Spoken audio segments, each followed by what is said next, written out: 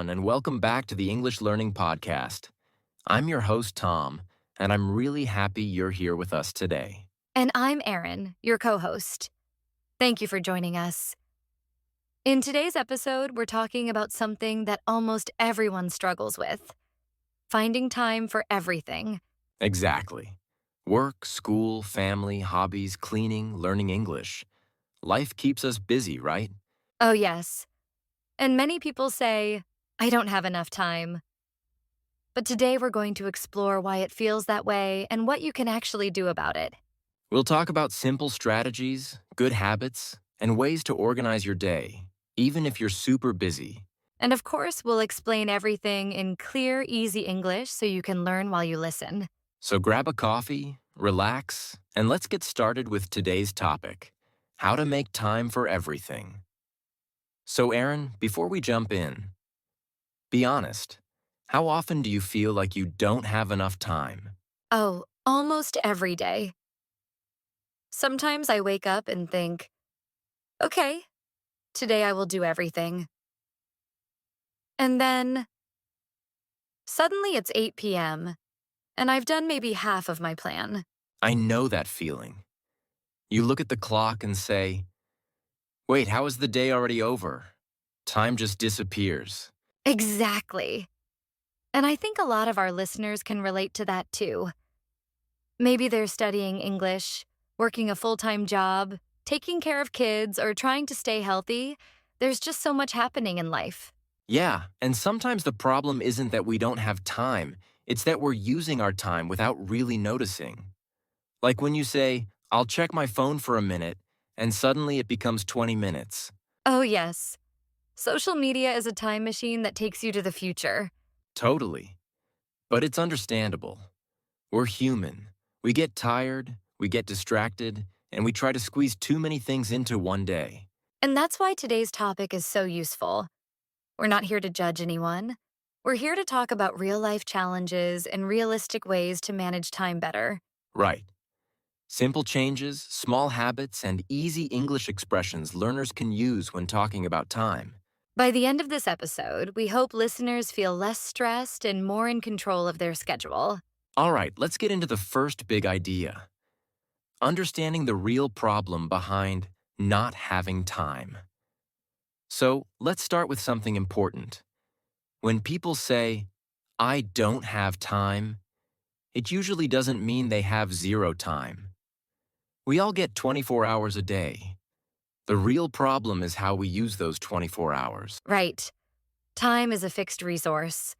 You can't buy more of it, you can't stretch it, you can't pause it. But you can choose how to spend it. Just like money. Exactly. And I think a lot of people feel busy not because they lack time, but because their time is a little unorganized. Or their attention is pulled in too many directions. For example, let's say you plan to study English for 30 minutes, but then you get a message from a friend, then you open TikTok, then you check your email, and suddenly the 30 minutes are gone. Yes, distractions are a major time thief. Actually, let's teach a quick phrase for our listeners. Time thief? It means something that takes away your time without giving you much value. Great expression. And here's another one: time leak. This means small moments of wasted time that slowly leak out, like water dripping from a bottle. 5 minutes here, 10 minutes there. And by the end of the day, you're confused about where all your time went. That's such a good description. Many people don't realize how many little time leaks they have. Even switching between tasks takes mental energy and time. And another part of the problem is expectations. Sometimes we expect too much from ourselves. We plan a perfect day with 15 tasks, and then we feel guilty when we finish only 7. Exactly. And that guilt makes people feel like they're failing at time management when really, they're just trying to do too much in one day. So the real problem isn't not having time. It's usually distractions, too many tasks, or unclear priorities, which we'll talk about next. Right? And when you understand the real problem, you can fix it. But if you don't understand it, you'll just stay stressed and confused. So to sum up this section, you do have time. You just need to learn how to use it more intentionally. Perfect. Now let's move on to something really helpful. How to set priorities so you know what to focus on first. All right, let's talk about one of the most important skills in time management: prioritization. Now, if English learners aren't familiar with this word, prioritization simply means deciding what is most important. Yes, and here's the thing. Not everything in life has the same level of importance. Some tasks matter a lot and some not so much.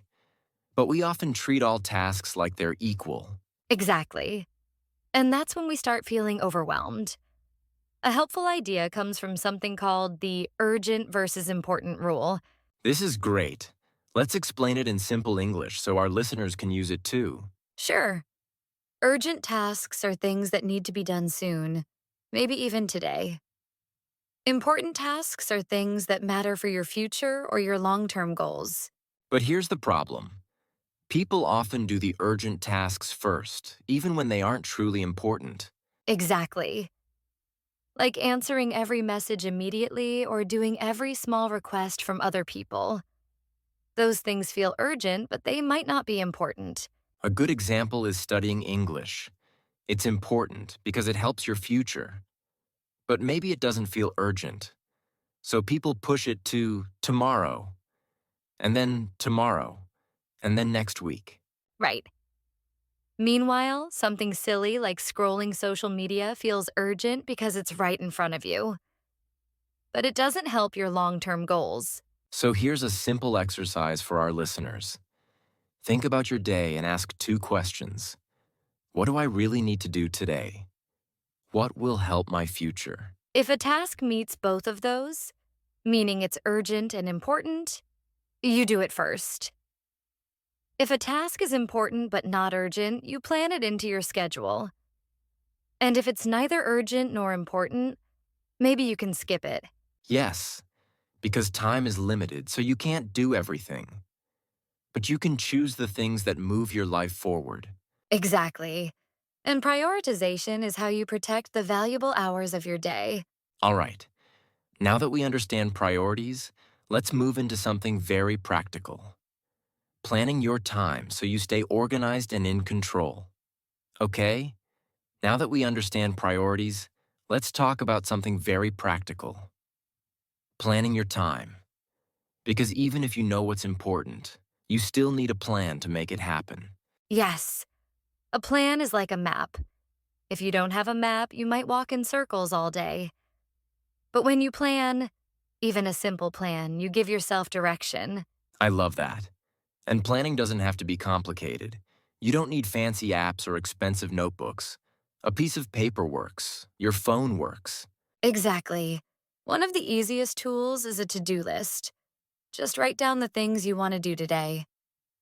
But here's the key: don't put 20 things on your list. Keep it realistic. Right. Aim for maybe 5 to 7 important tasks. And here's another tool: a calendar. When you put tasks on a calendar with a specific time, you're more likely to actually do them. Yes, this method is called time blocking. Let's explain that in simple English for our listeners.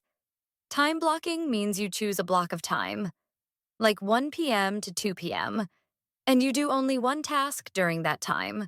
Exactly. No multitasking, no jumping between things. If you block 30 minutes to study English, that's all you do for those 30 minutes. Another helpful phrase for learners is time buffer. A buffer means extra time you add to your plan in case something takes longer than expected. Minutes, plan 25. It keeps your day flexible. And planning isn't only for work or school. You can plan fun things too: your workout, your hobbies, your rest time.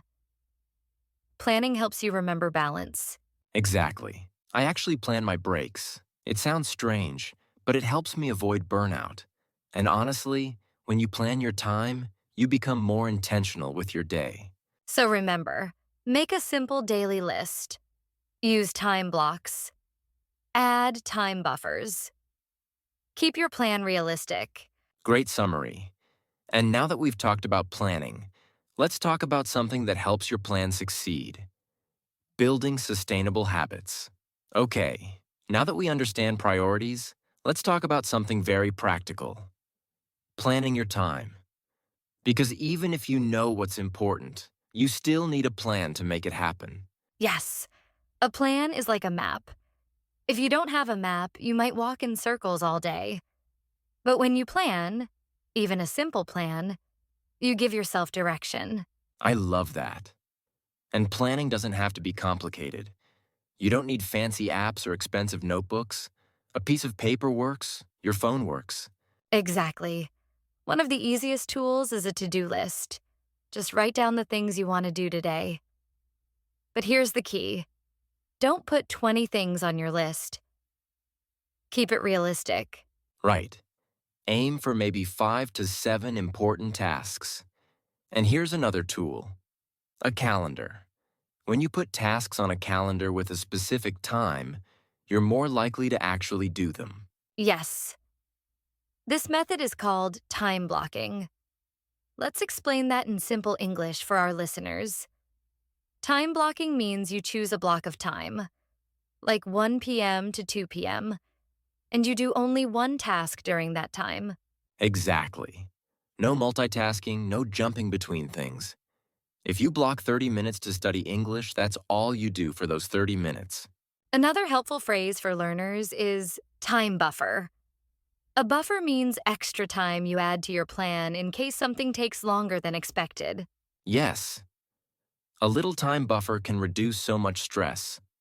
For example, if a meeting usually takes 30 minutes, maybe plan 40.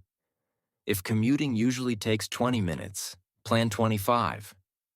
It keeps your day flexible. And planning isn't only for work or school. You can plan fun things too. Your workout, your hobbies, your rest time. Planning helps you remember balance. Exactly. I actually plan my breaks. It sounds strange, but it helps me avoid burnout. And honestly, when you plan your time, you become more intentional with your day. So remember, make a simple daily list. Use time blocks. Add time buffers. Keep your plan realistic. So remember, make a simple daily list. Use time blocks. Add time buffers. Keep your plan realistic. Absolutely. Many people say yes to everything. Extra work, extra favors, extra invitations, and then they wonder why they have no time left for themselves. Exactly. And saying no doesn't mean you're rude or selfish. It means you're choosing what's important for your life. Let's teach our listeners a simple English phrase they can use. You can say, I'd love to help, but I can't right now. I have other priorities today. That's perfect. Kind, clear, and respectful. Here's another one. Thanks for asking, but I need to focus on my schedule. These phrases help you protect your time without hurting anyone's feelings. And remember, every time you say yes to something unimportant, you're saying no to something important. Maybe your health, your family, or your English practice. Exactly. Saying no is not just a skill, it's a form of self-respect. Beautifully said. Now let's wrap up the episode with some final tips and a quick summary. Okay, let's wrap up today's episode with a few final tips. These are simple actions you can start using right away. Tip number 1. Know your priorities. Decide what really matters each day and focus on those things first. Tip number 2, make a simple plan. Use a to-do list or a calendar. Don't try to plan a perfect day. Just plan a realistic one. Tip number 3. Build small habits. Morning routines, evening routines, and habit stacking can save you a lot of mental energy. Tip number 4, protect your time. Saying no to unimportant things helps you say yes to the things that matter. And let's do a quick vocabulary review for our English learners. Time thief. Something that steals your time. Time leak. Small moments of wasted time. Time blocking. Planning a specific task in a specific time. Time buffer. Extra time added to avoid stress. If you practice just a few of these ideas, you'll start feeling more organized and more in control of your day. Exactly. Small steps make a big difference. All right, it's time for our listener challenge. This is where we invite you to take one simple action to practice what you learned today. Today's challenge is easy but very powerful. Within the next 24 hours, we want you to plan your next day using the tips from this episode. Yes, just follow these steps. Write down your top 3 priorities for tomorrow. Choose one important task and time block it. Give it a specific time. Add a small time buffer so you don't feel stressed. That's it. Just 3 steps. It should only take about 5 minutes, and it can completely change how your day feels. And if you want extra practice, leave a comment or message telling us your 3 priorities. We'd love to read them. We really enjoy hearing how you use these ideas in your daily life. So give it a try and let us know how it goes. And that's a wrap for today's episode.